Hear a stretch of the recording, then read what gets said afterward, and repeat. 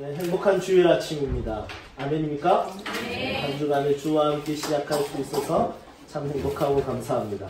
오늘은 대림절 두 번째 주일입니다. 우리 지난 주일은 이삭의 인생을 살펴보면서 노마드 인생에 대해서 살펴보면서 예수님께서 실제로 이 땅에 노마드처럼 이 땅에 오셨다.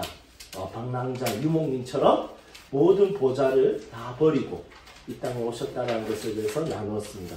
오늘은 우리가 대림절 두 번째 시간으로 아담과 예수 그리스도에 대해서 살펴보면서 우리가 함께 이 대림절 예수님을 기억하는 시간이 되면 좋을 것 같습니다. 아담이라는 존재는 예수님에 대한 모형이라고 오늘 이 말씀에 나와 있습니다. 14절에 아담은 오실 자의 모형이라. 여기서 모형이라는 것은 예표, 타이폴로지라고 하는데 이 타이폴로지라는 말은 무슨 말이냐면 아담은 그냥 존재하는 것이 아니라 아담은 앞으로 있을 일에 대한 예표였다. 이런 이야기들을 하고 있는 것이 바로 타이폴로지입니다. 그래서 구약을 읽으면서 구약을 그냥 읽으면 안 되고 구약을 통해서 누구를 발견할 수 있어야 됩니까? 예수님에 대해서 발견해야 됩니다. 이것이 예표론, 모형론, 타이폴로지라고 하는데 이런 시각을 가지게 되는 데는 굉장히 신앙생활을 오래 해야지 가질 수 있습니다. 그래서 아담을 통해서 예수님을 발견하는 것. 그래서 구약과 신약을 이렇게 한 번씩 읽어가는 작업을 할 필요가 있다는 것입니다. 예, 성경을 읽읍시다. 네, 감사합니다. 오늘 이 말씀에서 반복적으로 사용하고 있는 단어가 하나 있어요. 그게 뭐냐면 한 사람이라는 단어입니다. 한 사람. 예, 첫 번째 등장하는 그 한 사람은 누굽니까? 아담입니다. 아담. 두 번째 등장하는 그 한 사람은 누구입니까? 예수님입니다.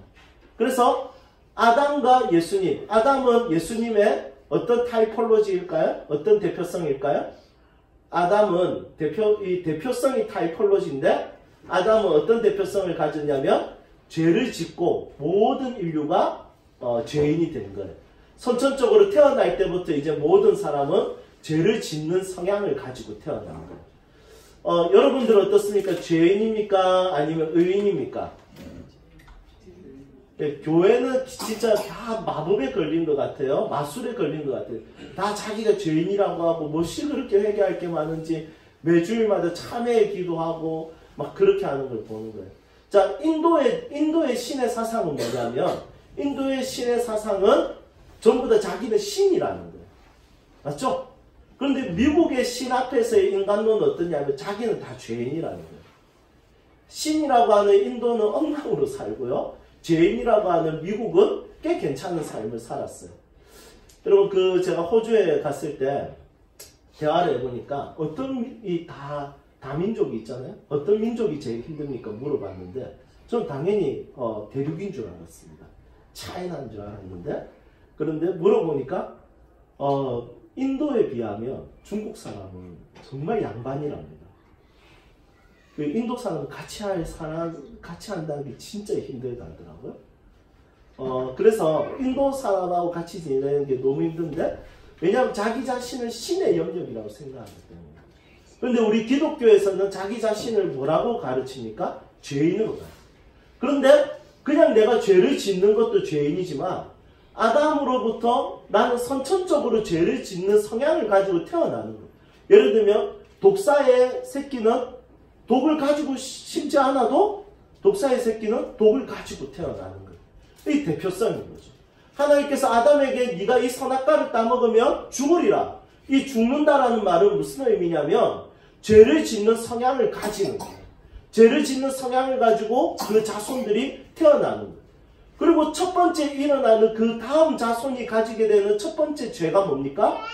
여러분 그냥 거짓말하는 이런 가벼운 죄가 아니라 첫 번째 일어난 그 죄는 가족을 죽이는, 형제를 죽이는 살인죄예요. 그래서 죄를 짓는 성향은 정말 악한 모습으로 인간이 태어난다는 것입니다. 여러분들은 이 이야기에 긍정하시는지 동의하시는지 잘 모르겠습니다. 왜냐하면 내가 왜 죄인이야? 내가 죄 짓는 성향은 있지만 난 남에게 피해도 안 끼치고 난 꽤 괜찮은 삶을 사는데 내가 왜 죄인이야? 그런데 성경에서는 그렇게 말하지 않고 우리의 죄는 지옥에 갈 만큼 대단한 죄라는 거예요. 우리의 죄는 사형감이라는 거예요. 사망이에요. 죄의 삭은 사망이요. 아니 나는 내 마음에 조금 미움은 있었지만 내가 그거 드러내본 적은 없어. 이것 때문에 내가 왜 사망을 당해야 돼? 저런 교도소에 들어가 있고 살인죄 저지른 사람들이야 뭐 사망을 당하죠. 내가 내가 무슨 사망이야. 이렇게 말하는 것이 일반적 시각인 거예요. 그런데 이상하게도 교회 다니는 사람들은 자기 자신에 대해서 뭐라고 하냐면 당연히 지옥에 떨어질 수밖에 없을 정도로 큰 죄를 지은 사람처럼 자기는 죄인이라고 말하는 것이 교회에 다 모여져 있어요. 그래서 죄인 찾으려면 교회 가면 죄인 찾기 쉬워요. 실제로 일제시대 때 형사들이 죄인 찾으려면 어디로 갔는지 아세요? 교회 가면 건수들이 많았어요. 왜냐하면 공개 죄를 고백하는 시간들이 있을 거예요. 길선주 목사님이 앞에서 자기 친구가 죽을 때 자기 친구가 자기 유산을 이렇게 길선주 목사님에게, 그때 목사가 아니었죠? 이렇게 맡겼어요. 자기 자녀에게 주라고. 근데 여러분 길선주 목사님 그 꼴깍한 거. 꿀꺽 삼킨 거. 여러분 한국교회 평양 대부흥운동을 일으켰다. 그 대단한 목사님이 그 아무도 모르는 그 재산 유산을 그냥 꿀꺽 삼킨 거. 그래서 갑자기 설교하다가 그게 딱 생각나서 공개적으로 죄를 고백했는데 한 사람씩 나가 저는 누구의 소를 훔쳤습니다. 저는 누구의 바늘을 훔쳤습니다. 막 이런 이야기들을 막 하기 시작하니까 경찰들이 그 도둑분들을 잡기 위해서 다 교회 와가지고 정말 그냥 내려오면 체포해가고. 그렇게 했던 대표적인 순포가 누구였냐? 순사죠. 순포가 누구냐면 방은덕이라는 사람이었어요. 그러다가 딱 죄를 막 정말 하다가 자기가 예수 믿고 그 위에 올라가가지고 저는 사실은 잡으러 왔는데 하늘 살아계신 걸 이 자리에서 알게 되었습니다. 이렇게 하면서 예배를 그리스도인이 되었다라고 전설이 아니죠. 역사적 사건이 있었습니다. 여러분 어쨌든 아담의 죄로 인해서 모든 사람에게 사망이 미쳤어요. 사망이 이르렀어요. 그 이유가 뭐냐면 그 죄를 짓는 성향, 성질을 가지고 모든 사람이 이 땅에 태어났다는 것입니다. 여러분 저는 제 자신을 보면 죄를 지으려고 하는 성향과 성질이 굉장히 강한 사람이라는 거 저는 인정해요. 여러분들 어떻습니까? 저만 쓰레기인가요? 예, 저는 한결이 한별이 이래 보면 이거 진짜 지금 죽으면 반드시 지옥에 떨어진 죄인들이, 알라들이, 그리고 욕심이 그냥 끝나요. 이제 하루 종일 싸워. 반드시 얘들은 지옥에 떨어질 수밖에 없는 그런 죄를 짓고 살더라고. 여러분 성경에서 말할 때는 작은 죄도 사망이고 큰 죄도 사망이라고. 왜냐 하나님 거룩하신 분이기 때문에 죄에 대해서는 점이라는 죄도 용납하지 않는 분이세요. 자, 그렇다면 예수 그리스도께서 우주적으로 영향을 미친 것은 무엇입니까?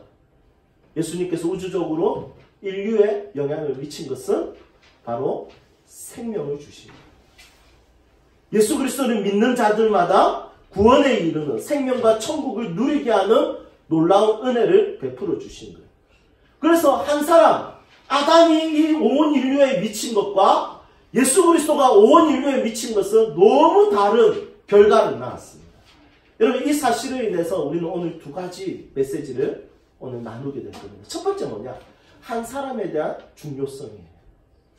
여러분 집단이 중요합니까? 한 사람이 중요합니까? 대중이 중요합니까? 한 사람이 중요합니까? 여러분 대중도 중요하고 한 사람도 중요합니다.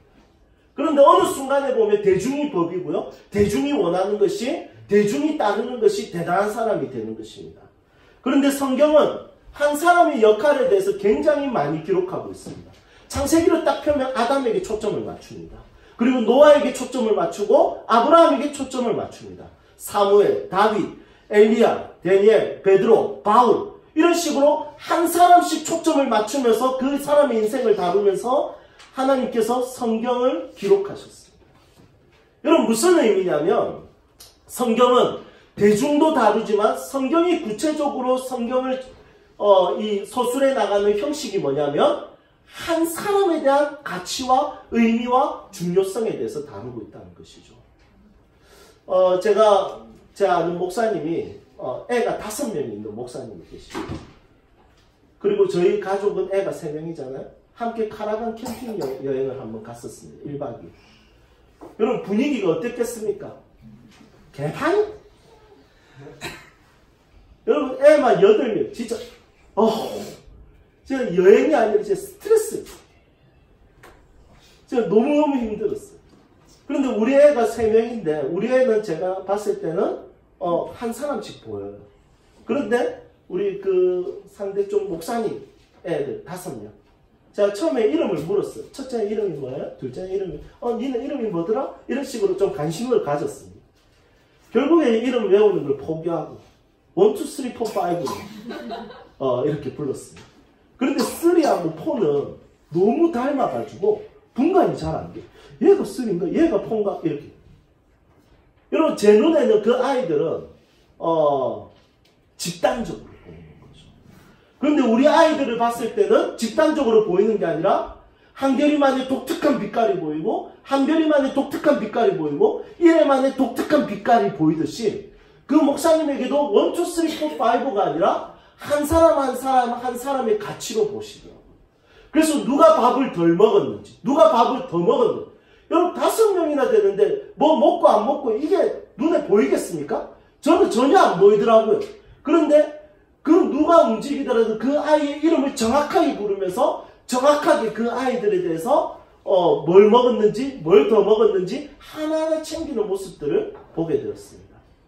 여러분 하나님께서 우리를 대할 때 집단적 형성으로 우리를 대하시는 게 아니에요. 만약에 집단적으로 대하셨다면 하나님께서 인류를 만드셨을 때 한 사람으로 출발하지 않고 여러 사람들을 만들어서 빨리 사람들이 많아질 수 있도록 이렇게 움직이셨을 거예요. 그런데 하나님은 아담을 통해서 온 인류를 시작했어요. 왜요? 한 사람이 온 인류이기 때문이에요.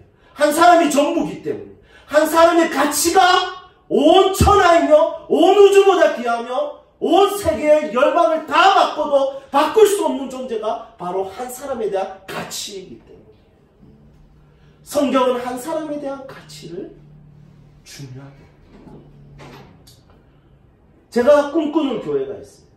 제가 꿈꾸는 교회는 한 사람 한 사람 한 사람의 독특한 빛깔과 색깔을 살려주고 한 사람 한 사람을 위해서 기도해주는 교회가 되면 좋을 것 같습니다. 여러분 저는 개척교회라서 너무 편합니다. 아침마다 일어나면 명단 보고 딱 기도하면 1시간 만에 다 끝납니다. 그런데 이렇게 큰 교회 목사님들은 성도들을 위해서 어떻게 다 기도하시는지 모르겠습니다. 제 생각에는 그러실 것 같아요. 하나님 다 아시죠? 예, 죄송합니다. 큰 교회를 비방하는 것은 아니고 그냥 제가 작은 교회를 해보니까 의미가 있더라고요. 한 사람 한 사람 한 사람의 이름을 부르는 의미가 있다. 그럼 저는 저 안에 있는 아이들의 이름을 부를 수 있다는 것이 너무 기뻐요. 물론 아직까지 지금 갓 태어난 1, 2, 3는 제 눈에 1, 2, 3로 보입니다. 누가 수인인지 누가 누진인지 잘 분간이 안 갑니다.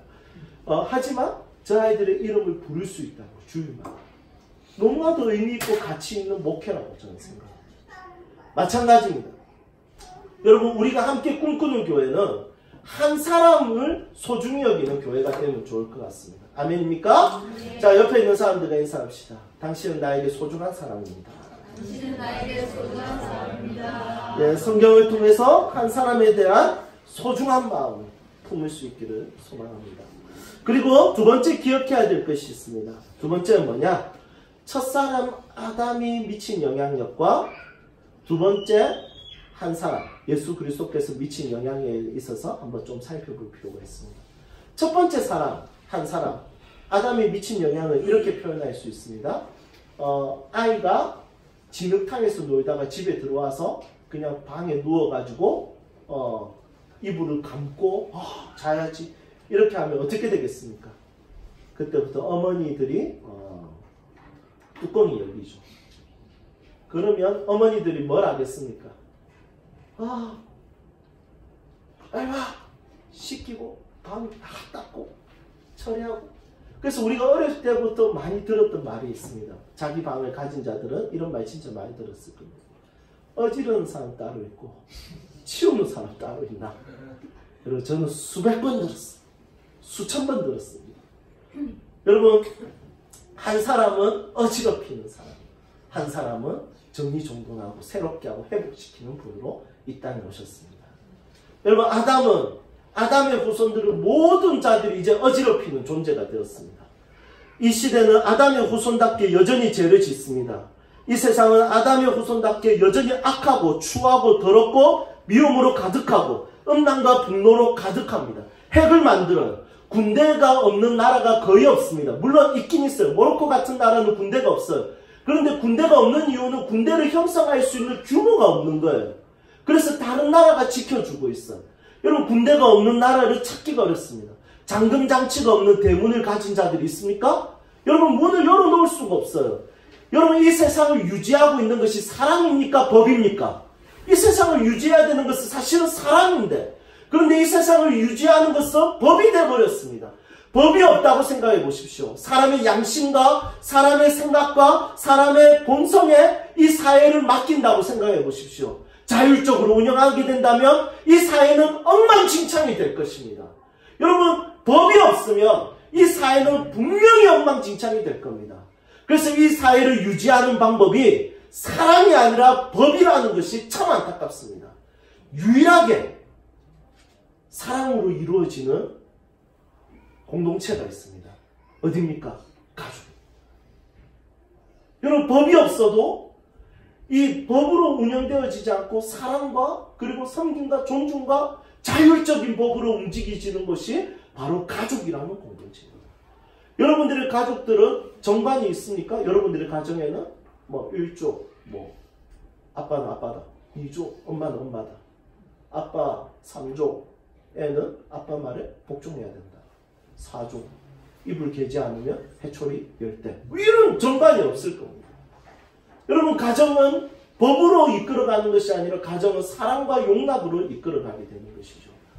아담의 후손답게 이 사회는 여전히 죄와 그리고 음란과 게으름과 더러움으로 이 사회는 엉망진창이 되어버리는 것을 보게 됩니다.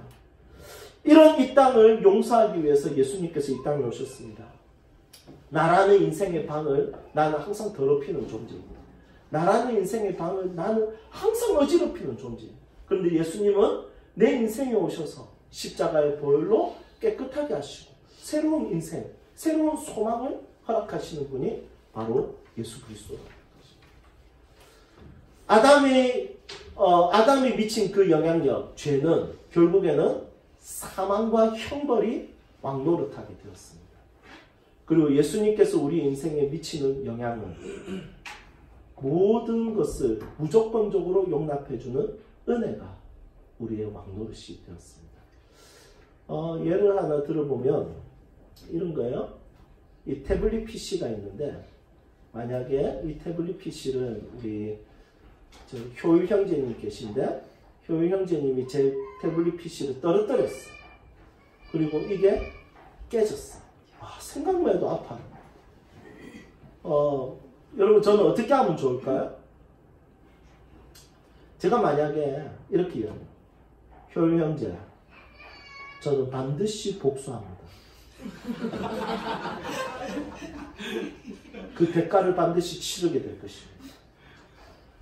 제 태블릿 PC를 떨어뜨리다니 형제도 떨어질 수 있으니까 조심하십시오. 여러 가지 경고를 합니다. 여러분 그때부터는 형벌이 그 사람의 왕이 되는 거예요. 형벌 안에서 결국에 성경에서 형벌이 사망이라고 합니다. 그렇지만 제가 효율 형제에게 이야기해요. 괜찮습니다. 저는 아내에게 이야기해서 하나 더 사면 됩니다. 저는 우리 형제님을 용서합니다. 굳이 여기에 대해서 두려워하지 마십시오. 저는 용서합니다. 여러분 쉽지 않은 결정이겠죠. 하지만 기억해야 될 것이 있습니다. 형벌이 왕노릇하면 항상 두려워. 죄에 대한 형벌은 사망이에요. 죽음이에요. 인생의 죽음, 육체적인 죽음뿐만 아니라 하나님과의 결별이에요. 하나님과의 결별이라면 하나님 계신 곳에 못 가는 거예요.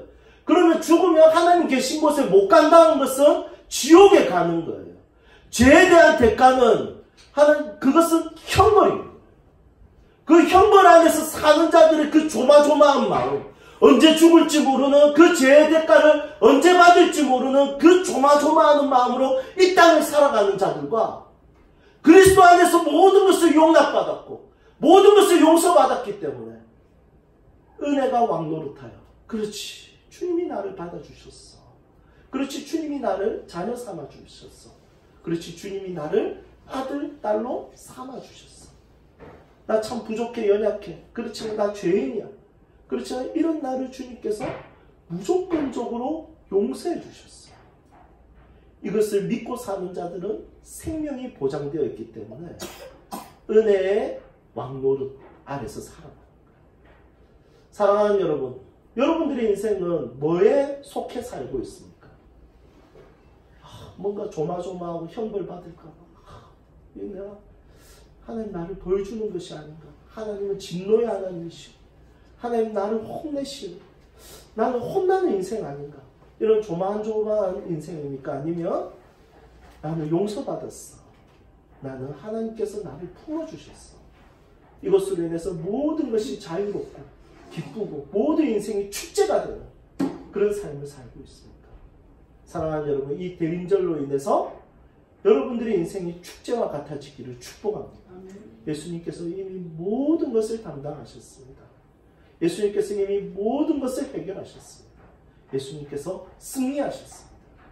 여러분들의 삶이 형벌 안에 있는 것이 아니라 은혜 아래 있다는 것을 기억하고 그 은혜 속에서 축제 같은 인생이 되기를 주님의 이름으로 축복합니다. 이제 말씀을 정리하겠습니다. 역사적으로 인간의 재성이 가장 잔인하고 강하게 나타난 사건이 무엇일까요? 히틀러가 유대인들을 대학살했던 그 사건일까요? 아니면 러시아의 레닌이 학살했던 그 사건일까요? 아니면 일본의, 우리나라가 정말 씹어먹고 싶은 그 일본의 자위대입니까? 아니면 캄보디아의 폴포트입니까? 그 자기 민족이 4분의 1이나 죽였던 폴포트.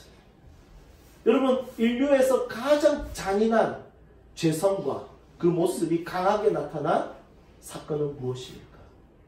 이 모든 것이 잔인해요. 인간의 죄성이 가득 나타난 거예요. 그런데 이런 학살들보다 훨씬 더 충격적으로 인간의 죄성이 드러난 것이 있습니다. 드러난 사건은 바로 피조물이 창조주를 죽인 사건입니다. 바로 예수 그리스도를 죽인 사건. 인간의 죄성이 끝까지 나타난 것이 바로 창조주, 아무런 죄도 없는. 여러분 대답해 보십시오. 예수님이 어떤 죄를 지었습니까? 예수님이 어떤 죄를 지었습니까? 여러분 죄를 지었습니까? 여러분 죄가 없으니까 세상 사람들도 성인 중에 한 사람으로 이야기합니다. 아무런 죄도 없는 그분이 그 창조주를 피조물들이 죽였습니다. 여러분 이것은 내가 새끼 사자를 키웠는데 이 사자에게 모든 좋은 것을 잘해주고 다 잘해줬는데 얘가 커가지고 저를 잡아먹은 거예요. 이 육식적인 본성을 이기지 못하고 자기를 키워주고 살려준 주인을 잡아먹은 거예요.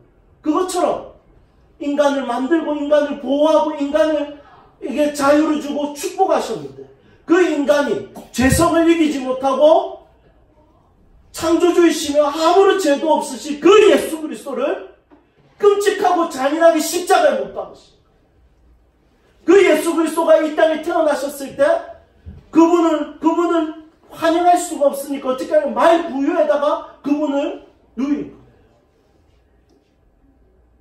인간의 죄성은 그분을 환영하는 것이 아니라 배척하는 시간들이었던 거예요.